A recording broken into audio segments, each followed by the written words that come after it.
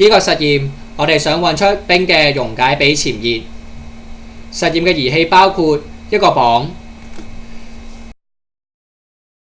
一個盛有攝氏0度冰水嘅大膠桶、一個盛有200多克攝氏0度冰同埋水嘅量熱器。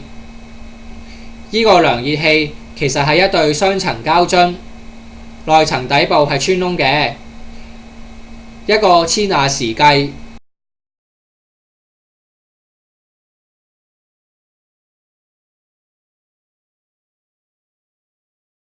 同埋一個電熱器。拎起內層膠樽、電熱器同埋冰塊，量度外膠樽連水嘅質量係335克。將雙層膠樽放回大膠桶，跟住開着千瓦時計。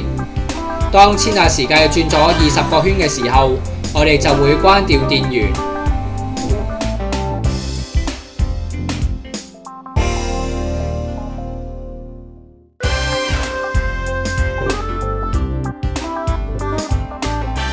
到咗第20個圈啦，關掉電源。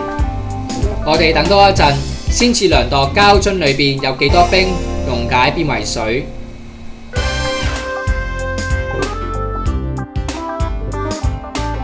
再次量度外膠樽連水嘅質量，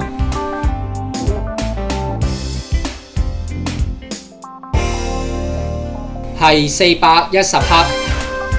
同學，試下用實驗數據去計算水嘅溶解比潛熱啦。